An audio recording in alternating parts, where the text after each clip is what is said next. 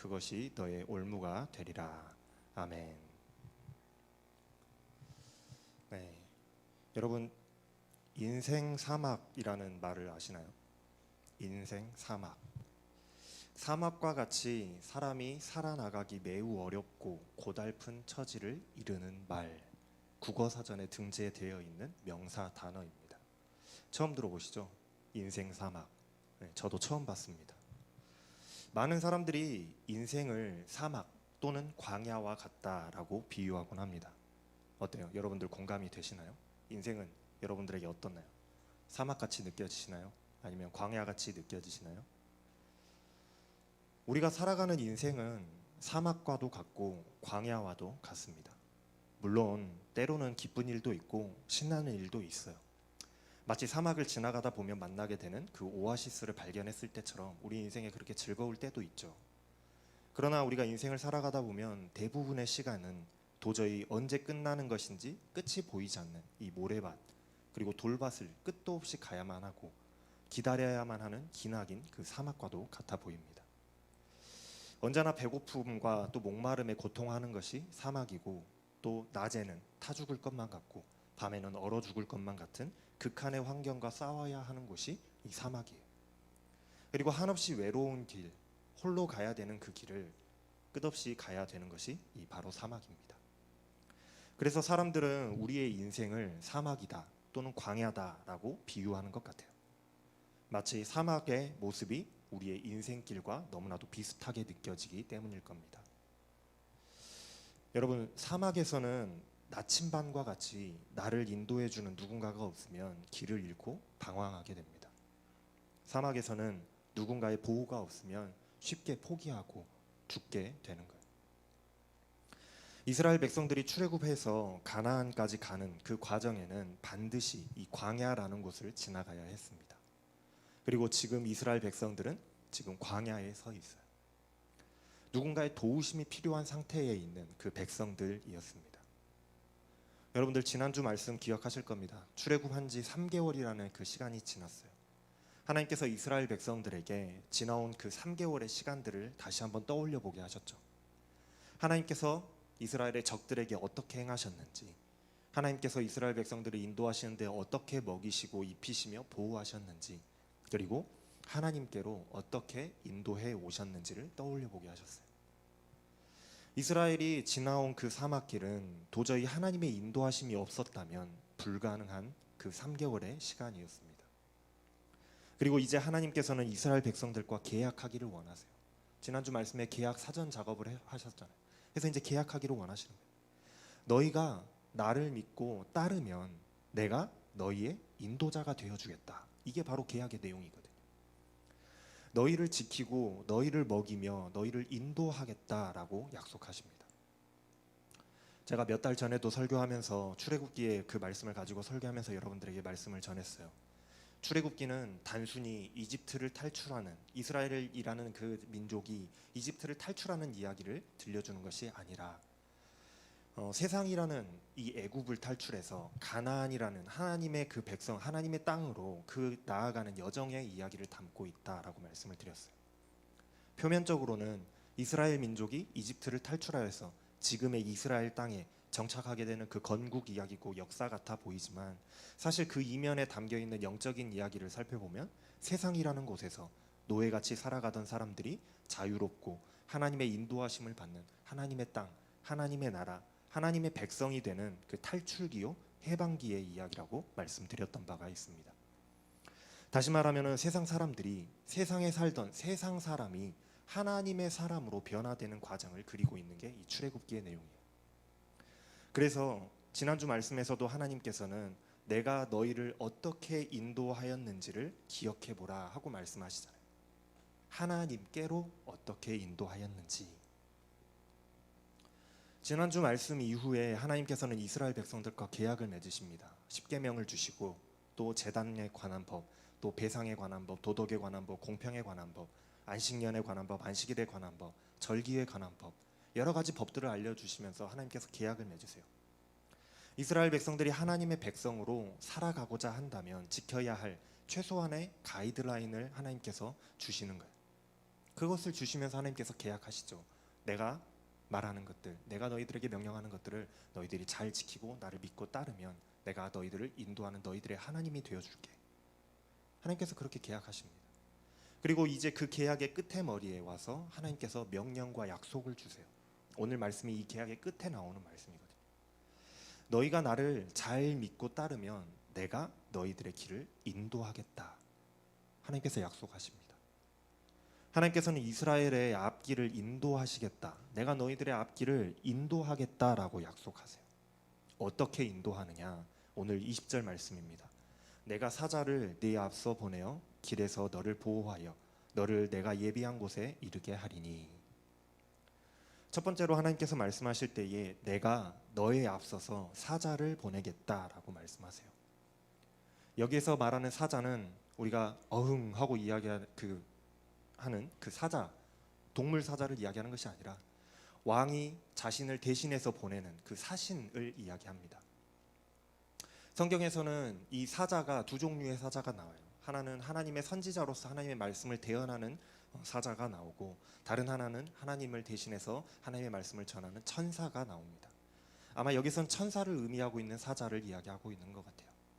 하나님께서 천사를 너희들의 앞에 보내서 길에서 너희들을 지켜주며 예비하신 곳, 하나님이 예비하신 그 땅으로 너희들을 인도하겠다라고 약속하십니다. 또 28절 말씀에서는 내가 왕벌을 내 앞에 보내리니 그 벌이 히위 족속과 가나안 족속과 헷 족속을 내 앞에서 쫓아내리라 하고 말씀하세요. 두 번째는 왕벌을 앞에 보내시겠다라고 말씀하시죠. 왕벌이라는 것은 우리말로 하면 말벌이라고 번역합니다. 또 영어로는 호넷이라고 번역하고 있어요.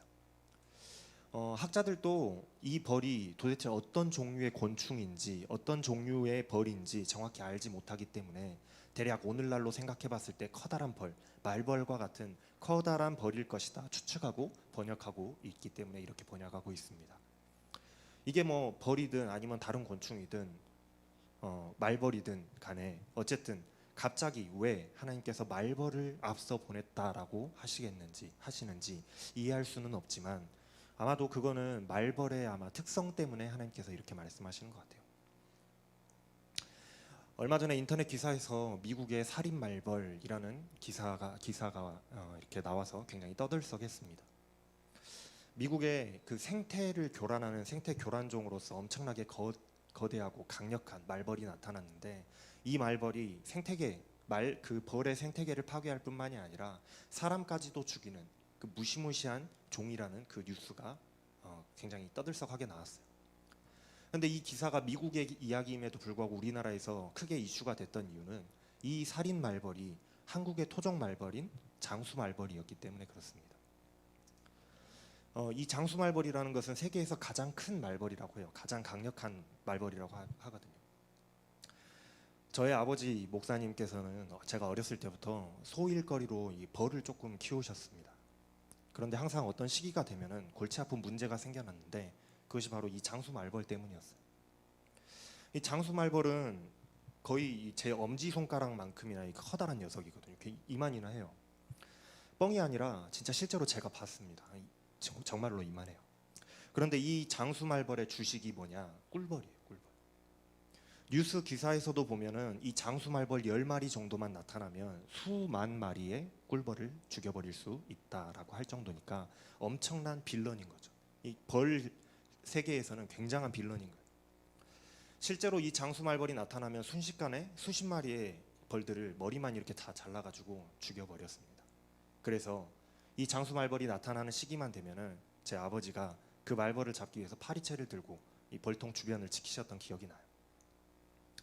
하나님께서 말벌을 이스라엘 백성들의 앞서 보내겠다 하고 말씀하시는데, 이 말씀은 정말로 말벌을 이스라엘 앞에 보내서 이스라엘 백성들이 그 말벌을 따라서 이동하도록, 말벌이 이스라엘 백성들을 인도하도록 하시겠다 하는 그런 말씀이 아니라 아마 이 말벌의 특성을 말씀하시는 것 같아 보여요. 그렇게 우리가 이해하는 게 좋겠어요. 마치 장수 말벌이 이 꿀벌들을 초토화시켜 버리듯이 이 말벌과 같이 하나님께서 이스라엘 백성들 앞에 행하셔서 히위 족속과 가나안 족속과 헷 족속과 같은 그 모든 원수들을 쫓아내시겠다 약속하시는 그 의미로 이야기할 수가 있겠어요. 이렇게 강력하신 하나님께서 이스라엘에 앞서서 이스라엘 백성들을 인도하시면서 원수들을 물리치시고 싸우시겠다라는 그 의미의 약속인 거예요. 하나님께서는 이스라엘 백성들의 앞길에 천사와 또 왕벌을 보내셔서 인도하시겠다라고 약속하십니다. 이 말씀은 이스라엘 백성들을 인도할 어떠한 그 지도자나 어떠한 그런 사람이나 이런 것을 보내주겠다고 하는 그런 말씀처럼 보일 수도 있지만 사실은 하나님 자신이 직접 인도하시겠다라고 말씀하시는 거예요. 21절 말씀에 보면 이렇게 말씀하세요. 너희가 삼가 그의 목소리를 청종하고 그를 노엽게 하지 말라. 그가 너희의 허물을 용서하지 아니할 것은 내 이름이 그에게 있음이니라 하고 말씀하십니다. 하나님께서 천사 또는 왕벌을 너희들의 앞에 보내실 터인데 너희는 그의 말을 듣고 순종해라. 너희가 그의 말을 듣지 않아서 만약에 그 말을 거역하면 그것은 반역이고 그는 그 반역을 용서하지 않을 것이다. 왜냐하면 나의 이름이 그와 함께 있기 때문이다 라고 말씀하세요. 여기서 중요한 것은 나의 이름입니다. 이 고대 시대에 그리고 특별히 이스라엘 문화에서 이름이라는 것은 그냥 누군가를 지칭하는 그 이름, 명칭을 넘어서는 의미를 가지고 있었어요. 이름이라는 것은 그 사람의 존재 자체를 의미하는 겁니다.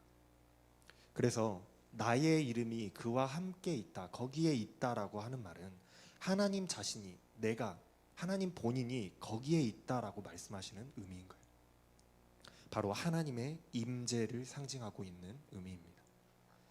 결과적으로 하나님께서는 다른 누군가를 통해서 모세 같은 사람, 지도자를 보내서 너희들을 인도하겠다라고 하시는 것이 아니라 하나님 본인이 내가 직접 너희들과 함께하면서 너희들의 앞에 가면서 내가 너희들을 인도하겠다라고 약속하시는 말씀인 거예요. 그러니 인도하시는 하나님의 말씀에 순종하라는 겁니다. 순종하지 않는 것은 하나님의 말씀에 반역하는 것이 되고 반역하는 자는 하나님께서 용서하지 않으시겠다고 말씀하시는 거예요. 그렇다면 하나님을 믿는다는 것, 하나님의 말씀에 순종한다는 것, 하나님을 그렇게 따른다는 것은 무엇일까? 무엇으로 하나님을 믿는다는 것을 우리가 알 수 있을까? 오늘 말씀에서는 하나님께서 그것이 바로 구별이라고 말씀하세요. 구별. 가나안 땅에 살아가고 있는 이방인들, 그 이방인들과의 구별이고 또 가나안 땅에서 숭배되어지고 있는 그 우상들로부터의 구별. 하나님을 믿는지 믿지 않는지는 그것으로 알 수 있다라는 거예요. 구별되어 있는지를 보면 알 수 있다라는 겁니다. 그래서 하나님께서 명령하시는 것이 24절 말씀에 보면 너는 그들의 신을 경배하지 말며 섬기지 말며 그들의 행위를 본받지 말고 그것들을 다 깨뜨려 그들의 주상을 부수고 또 32절 말씀에서는 너는 그들과 그들의 신들과 언약하지 말라 하고 말씀하시잖아요. 구별하라는 거예요. 하나님께서 이스라엘 백성들을 내가 너희들을 직접 앞서가며 인도하겠다라고 말씀하시면서 요구하시는 것이 바로 이것입니다. 너희들 중에서 이방인들을 다 쫓아내어라. 그들과 함께하지 말아라. 그들의 행위를 본받지 말아라. 그들과는 다르게 살아라. 그리고 그들의 우상을 섬기지 말고 모두 다 부숴버려라 하는 거예요. 하나님께서 이렇게 구별되라고 요구하시는 이유가 무엇이냐? 33절 말씀에 그들이 내 땅에 머무르지 못할 것은 그들이 너를 네게 범죄하게 할까 두려움이라. 네가 그 신들을 섬기면 그것이 너의 올무가 되리라 하고 말씀하십니다. 이스라엘 백성들 가운데에 이방인들과 그들의 우상들을 남겨두게 되면 이스라엘 백성들 그 중간에 가운데에 이방인들과 우상을 남겨두게 되면 이스라엘 백성들이 범죄하게 될까봐 하나님의 말씀에 거역하게 될까봐 그들이 하나님을 떠나서 다시 세상으로 돌아가게 될까봐 그 남겨두었던 것들이 하나님께로 지금 향하고 있는 길을 가고 있는 이 이스라엘 백성들을 그 발목을 잡고 올무가 될까 봐서 함정이 될까 봐서 하나님은 그것들을 쫓아내라고 제거하라고 말씀하시는 거예요. 그것들이 하나님을 믿는데 방해가 될 것을 하나님께서는 이미 알고 말씀하신 거예요. 결국 하나님을 믿는다는 것이 무엇이냐? 그것은 세상에 있는 그 많은 것들, 세상의 것들을 내려놓고 또 포기하고 제거하고 쫓아내서 온전히 하나님의 인도하심만을 따르는 것이라고 할 수 있겠어요. 그게 바로 하나님을 믿는다라는 거예요. 그렇게 하나님만을 믿고 하나님의 인도하심을 따르면서 하나님에게만 순종할 때에 이스라엘 백성들이 받게 되는 복이 25절 말씀에 나옵니다. 내 하나님 여호와를 섬기라. 그리하면 여호와가 너의 양식과 물에 복을 내리고 너희 중에서 병을 제하리니 내 나라에 낙태하는 자가 없고 임신하지 못하는 자가 없을 것이라. 내가 너의 날수를 채우리라. 하나님을 믿고 하나님을 잘 섬기면 배고픔이 없게 하시겠다라고 말씀하세요. 또 건강하게 하시겠다고 말씀하십니다. 그리고 번성하게 하시겠다고 말씀하세요. 그리고 또한 장수하게 될 것이라고 약속해 주십니다. 우리가 하나님을 잘 믿고 하나님을 따를 때 하나님께서는 우리를 인도하는 인도자가 되어 주시겠다고 약속하시는 거예요. 마치 사막과 같은 우리의 인생의 전반에 있어서 하나님께서 책임져 주시겠다고 하시는 말씀입니다. 우리는 광야 같은 이 사막 같은 인생길을 걸어가면서 혹시나 나의 삶이 망가지지는 않을까 하는 두려움 때문에 하나님 이외의 세상의 것을 우리는 쉽게 바라봅니다. 하나님 말고 다른 것을 바라보기가 쉬워요. 많은 돈이 보일 때도 있고요. 명예가 보이고 성공의 눈이 가고 우리는 인간인지라 그것들을 볼 때 흔들릴 수밖에 없어요. 그러면 하나님을 버리고 우리가 그것들을 눈에 보게 되면 봤을 때에 하나님을 버리고 쉽게 세상의 것을 따라가 버리게 되잖아요. 우리는 인간인지라 그렇게 돼요. 그래서 하나님께서는 그것들이 너희의 올무가 될까 봐서 우리가 믿음을 떠나지 않도록 하시기 위해서 내 삶의 그 세상의 것들, 세상의 사람들, 세상의 그 우상들을 제거하라고 말씀하시는 겁니다. 그것들을 제거해야 너희가 나를 믿는 그 믿음에서 떠나지 않겠다 하고 말씀하시는 거예요. 그리고 그러한 우리의 선택 때문에 불안해하거나 걱정해하지 말라고 말씀하시는 거예요. 너희들이 세상의 것을 다 끊어내고 우상을 부순다고 할지라도 너희들 불안해하지 말아라. 하나님을 믿고 따르기로 선택한다면 하나님께서 우리의 삶을 인도하시기 때문이라는 거예요. 내가 먹을 것, 마실 것 하나님께서 공급해 주겠다고 말씀하십니다. 건강하게 해주시겠다고 말씀하세요. 그리고 번성하게 해주겠다고 말씀하십니다. 또한 장수하게 해주시겠다고 약속하시는 거예요. 그러니 너희들 걱정하지 말고 나를 믿고 따르라 말씀하시는 거예요. 하나님의 인도하심으로 지키실 거니까 불안해하지 말라고 말씀하시는 거예요. 우리가 때로 인생의 광야를 지나갈 때에 하나님께 이런 질문을 하기도 합니다. 하나님 언제요? 도대체 언제 해결해 주실 건데요? 하나님 걱정하지 말라면서요. 도대체 언제 해결해 주실 건데요? 나는 너무나도 힘들어 죽겠는데 도대체 이 고난이 언제 끝날지 알 수가 없어서 막막하고 불안하고 두렵기만 합니다. 내 생각에는 하나님이 빨리 좀 해결해 주시면 좋을 것 같은데 당장 지금이라도 아니면 내일이라도 바로 해결해 주시면 좋을 것 같은데 왜 이렇게 오래 걸리는지 불안해하죠. 그게 우리들이에요. 그런데 그 이유가 오늘 말씀에 나와요. 왜 하나님이 그렇게 빨리 해결을 해주시지 않는지, 내 생각처럼 움직여 주시지 않는지 그 이유가 나옵니다. 29절에서 31절 말씀이에요. 그러나 그 땅이 황폐하게 되므로 들짐승들이 번성하여 너희를 해할까 하여 1년 안에는 그들을 내 앞에서 쫓아내지 아니하고 네가 번성하여 그 땅을 기업으로 얻을 때까지 내가 그들을 내 앞에서 조금씩 쫓아내리라. 내가 네 경계를 홍해에서부터 블레셋 바다까지 광야에서부터 강까지 정하고 그 땅의 주민을 내 손에 넘기리니 네가 그들을 네 앞에서 쫓아낼지라. 우리는 도대체 언제냐고 빨리 좀 하나님 해결해달라고 빨리 좀 이 어려움이 끝나게 해달라고 하나님을 재촉하지만 하나님께서는 도무지 들어주시지 않는 것 같아요. 그런데 그게 하나님이 다 계획이 있으시기 때문에 그런 겁니다. 사실 이스라엘 백성들이 출애굽을 해가지고 시내산까지 오는데 3개월이 걸렸습니다. 그리고 아마 이 시내산에서부터 출발해서 가나안까지 이스라엘 땅까지 들어가는 데 3개월이면 충분히 갈 거예요. 지금까지 온 거리를 봤을 때 딱 절반 왔거든요. 그럼 절반 가면 3개월이잖아요. 그럼 충분해요. 그리고 하나님께서 만약에 하시고자 하시면 6개월이 아니라 1년 안에 모든 그 땅을 정복하실 수도 있을 겁니다. 그런데 하나님께서 1년 안에 그들을 다 쫓아내지 않으시겠다고 말씀하세요. 실제로 이스라엘이 가나안 땅에 들어가서 정복 전쟁을 하는데 7년 정도의 시간이 걸렸습니다. 1년이 아니라 7년이요. 꽤 오랜 시간이 걸렸죠. 그런데 하나님께서 왜 그렇게 느리게 진행을 하셨을까? 왜 그렇게 하셨을까요? 더 빠르고 신속하고 한 방에 해결하실 수도 있는데 왜 그렇게 하셨을까? 하나님께서는 이스라엘 백성들이 번성하여서 그 땅을 자연스럽게 흡수할 수 있는 능력이 생길 때까지 조금씩 조금씩 정복하게 하시겠다라고 말씀하세요. 왜냐하면 급하게 먹은 떡이 체한다 그 말입니다. 갑자기 무주공산이 돼버리면, 그 땅에 살던 사람들이 싹 사라지고 갑자기 없어져 버리면 아직 이스라엘 백성들이 차지하지 못한, 아직 거주하지 못하는 그 땅들에서 그 들짐승들, 강한 맹수들이 살아나게 될 것이고, 그러면 이스라엘 백성들이 피해를 받게 될까봐 아직 그 모든 것들을 흡수할 정도의 번성하지 못한 이스라엘이 제대로 관리하지 못해서 버려진 땅이 되어버릴까봐, 그러면 이스라엘 백성들이 더욱 힘들어지고 삶이 망가지게 될까봐 천천히 하시겠다라고 하시는 거예요. 다 하나님의 계획이 있으셔서 그런 거예요. 그래서 하나님께서 정해주신 경계가 홍해에서부터 블레셋 바다까지, 또 광야에서부터 유프라데스 강까지 정해주셨는데, 실제로 이 영토까지 확장하게 된 것, 이 영토까지 정복하게 된 것은 다윗과 솔로몬에 대해서야 그 땅을 차지하게 됩니다. 굉장히 천천히 이루어진 거예요. 수백 년에 걸쳐서. 우리는 하나님께 하나님 왜 빨리 해결해 주시지 않냐고 하나님을 원망하기도 하죠. 그러나 하나님은 정확한 타이밍을 알고 계시는 거예요.